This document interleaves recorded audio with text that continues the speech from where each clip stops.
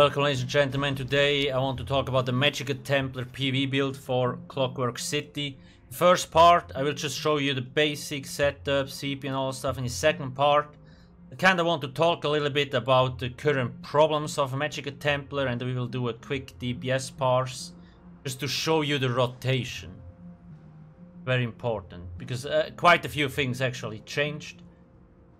So when we look at our stats, when we're fully buffed, we have pretty good stats.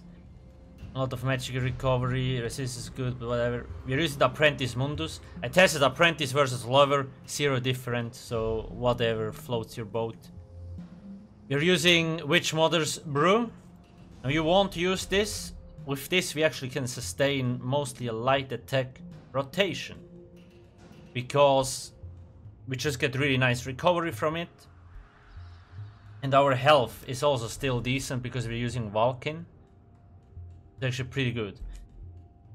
You could use normal food, but then you need to do more heavy attacks, which will not give you more DPS in that. Spell power potions. What about race? Basically, High Elf is probably the best because Flame Frost shock damage, max magic and recovery. Dark Elf and Bretons and Argonians also work. Here, I also do have a written guide on my website. I will put the link in the description, and please don't forget to subscribe. I will definitely upload more videos in the future. I do have 5 Julianos, 2 Vulcan, medium, heavy, and 5 light pieces, all divine with Magicka and Chants. Now you can also use Master Architect, you can also use Burning Spellweave. 0 difference basically. It's just Julianos, you can craft it so it's easy to get, problem solved. Moondancer Jewelry, you can also use Infallible Aether or Willpower if you don't have access to Moondancer or Infallible Aether. All spell damage. Maelstrom, Backbar, boosts your light and heavy attacks. Infused, so I kind of thought a little bit, and the new trial is out, the Asylum Sanctorium, and most people probably go there. So I actually do think it's best to run double infused. I usually always run Nirnhound with spell damage and chant on the back bar. The reason why is so we do more damage on trash fights. But now in the new trial, you only have bosses. So you don't need to do any AoE damage more or less. So double infused with a flame and chant here. The shock and chant here will give you more DPS. No, it's not a huge difference, but just so you know. Maelstrom weapon here, shock, it needs to be shock. And then we have Asylum. This is the imperfect Asylum stuff. If you have a perfect one, sure, use it, but imperfect. Now in case you don't have any of those weapons, what you can do is you can run a Moondancer stuff, both bars. Like, actually the imperfect Asylum stuff is pretty easy to get. Like, it drops in normal Asylum Sanctorium. And then you can just use a Moondancer stuff on the back bar. Or any other set. For example, if you want, I don't know.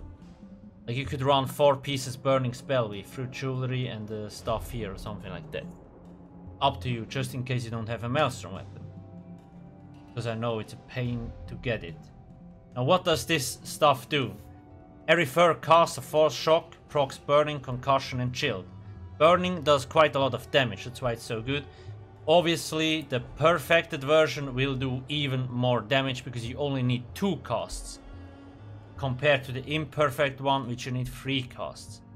But for this build, doesn't really matter because we do a lot of Force Pulses. We'll get to that soon. Now champion points. Here everything is the same. You can find that on my website. I just put the 100 Arcanists here to get more Magicka recovery, which is nice. And yeah, it doesn't matter. Now here it gets interesting. 28 Elfborn, 37 Elemental Expert, 47 Spell Erosion. Just keep in mind, if you already have enough penetration, you can put out or take out points here and place them somewhere else. It always depends how much spell penetration you already have. 37 mastered arms. We have a lot of direct damage abilities actually, so this is really good. And then 81 here. You need at least 75 points here because of off balance. Very important. But Constellation just told me, well, I need 81 here, and it actually more or less gives me more DPS. And 37 here, this is the important one. Skills. Vampire's Bane, this is a 12-second dot. There is also, I'm just gonna quickly go through the skills and then I will tell you why I allocated them like this. It's very important that they are set up like this. 12-second dot, really good. Deals a lot of damage. Then we have Radiant Oppression, aka Jesus Beam, or Radiant Depression. I will get later before we do the dummy parts why Radiant Depression. Force Pulse. This is our main ability. We will spam this a lot too because of our Asylum stuff. Channeled Focus. You need to keep this on the ground all the time. Gives you more spell and physical resistance. And you see 120 Magicka every 0.5 seconds. That's 480 Magicka recovery here on the table. So in reality, we almost sit at 2k. Inner Light, 5% max Magicka from the ability itself and another 2% from the Mage skill passive Magicka controller. Empowering Sweep deals really nice damage. I actually use this ability if I can stay in melee range. Blockade of Storms. Your strongest AoE and single target ability needs to be on the ground all the time. You see there's 8 seconds, this is also 8 seconds. Deals a lot of damage. Your friendlies also can pick it up. Gives you 4k Magicka. Sorry, let me change this out. You need to have Harness Magicka here because it's a dungeon and trial build. If you don't have Harness, you're gonna die. Simple as that. I just had this here because I was doing dummy tests. Purifying Light, one of your strongest abilities. Really cheap as well. And yeah, more later to that. Inner Light again and Thunderous Rage. Now use this on AoE fights. Or on boss fights where there is a lot of trash mobs or ads. It's really strong. Now why do I have this set up like this? First off, Piercing Spear. Gives you more critical damage. But you need the Idric Spear ability slotted, in our case, Empowering Sweeps, which is the ultimate here. Back bar, we have the Spears, this is here. Destruction Staff, passive Ancient Knowledge. Flame Staff gives single target 8% increased damage, Shock Staff 8% AoE damage. We have our Blockade of Storms and our ultimate here, and Force Pulse. If you don't have ability from Destruction Staff here, you will not get the 8% damage. The Fire Staff increases single target damage. We have Vampire's Bane, Jesus Beam, Force Pulse. Then the AoE ability, Blockade of Storm and Blazing, and the ultimates from the Shock Staff. That's why I have set it up like this, it's very important. Now you could swap out those two if you want, but not necessary. Oops, that was the wrong button. Now, problems with this build or box. Since Morrowind, the multipliers from Radiant Oppression and Puncturing Sweeps have been kinda messed up. Just let me give you an example. In a raid, in Homestead, so before Morrowind, Radiant Oppression used to hit for 74, 78k. Then Morrowind came and it dropped down to like 42k. So it's really bugged. Same thing happened to Impale, but they actually fixed Impale from the Nightblades. In Morrowind it used to hit for like 30k, and when they fixed it, it went back up to 60k. So that's how big of an impact those multipliers are. Now, when they actually will fix Jesus Beam, I will probably do a video on it because it will have a huge impact on the build as well. Nonetheless, it's still a strong ability, but we will use it from like 20-15% on, and you have to make sure to keep our dots up, that's very important. You can't just spam Jesus Beam in execute and do nothing else. It's not gonna give you... It's not gonna boost your DPS, but you probably also not get lower DPS. That's the truth. Rotation. Pretty simple setup, similar to other classes. Track Blockade of Storms, or Purifying Light, or Vampire's Bane. Now, a second before Blockade runs out. You also can count down like from 7 to 0 or something. Swap to your back bar, reapply Blockade, Light Attack, Blazing Spear, Light Attack, Purifying Light, and Weapon Swap. Front bar we have the Vampire's Bane. I do track that. If you don't want to track it, you can also reapply it every time you weapon swap to your back bar. But like I said, this is 12 seconds, this is 12 seconds. Oh no, this is 18 seconds actually. And those here are 8 seconds. This is 6 seconds, but it's just easy to reapply this, this and this. Then front bar, I just spam forceful light attacks. When I need to reapply Vampire's Bane, I reapply this, and that's a really specific... I mean, you're gonna see it, and in a raid environment where you move around, you need to reapply it more times, because, you see, the moment you leave the room, the buff will stay on you for another 8 seconds, and then you lose it. That's very important. You need to go back into the rune every 8 seconds if you want to keep the buff.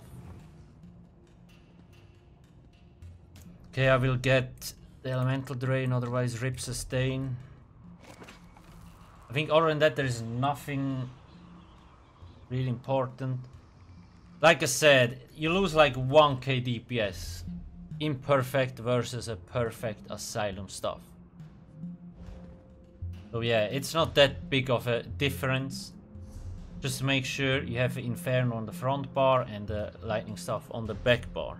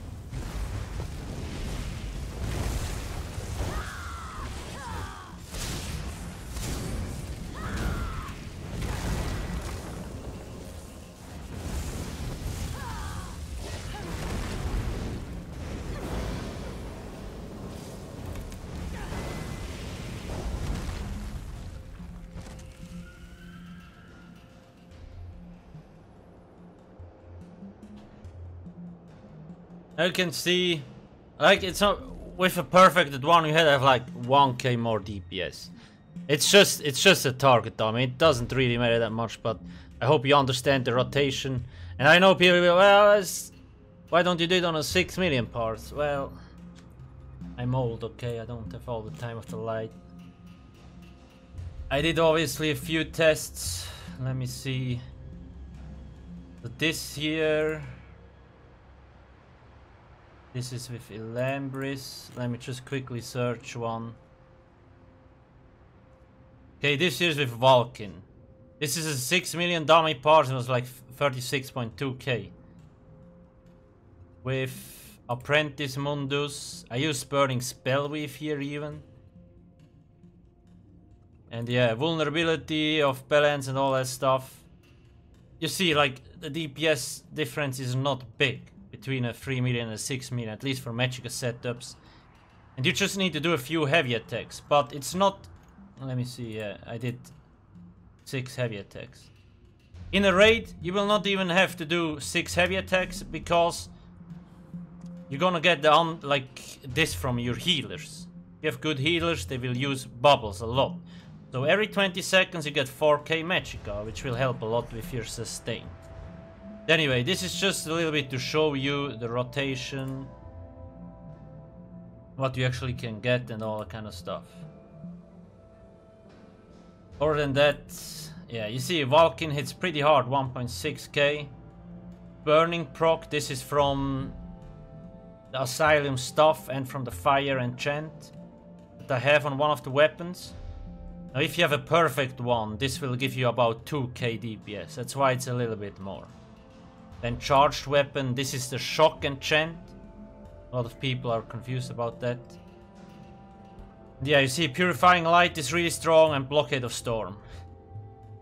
Now Jesus Beam, like I said, it used like self-buff, it used to hit for like 60k or something, but when they fix it, Jesus Beam will get a lot stronger and you will actually get more DPS in the execute phase. Till then, you don't necessarily need to use this if you don't want to complicate the rotation. That's just what I'm saying. Because yeah, it's not really worth it. Execute should give you more, should give you a DPS boost, but it's just not the case at the moment. Especially because we use Asylum stuff with force pulls. Because when I use a beam, I cannot use force pulls. That's just... But in the end, the build is called Beamplar. I will still slot Jesus Beam, and some dude told me I should call the build the Beamless-plar. Probably not wrong, but let's just hope Robble is actually gonna fix the beam soon. If this is the case, I will do a separate video about that. Just very important. Till then, if you have any questions, please ask me in the comment section below. Don't forget to subscribe. Thank you for watching and have a nice day. Cheers.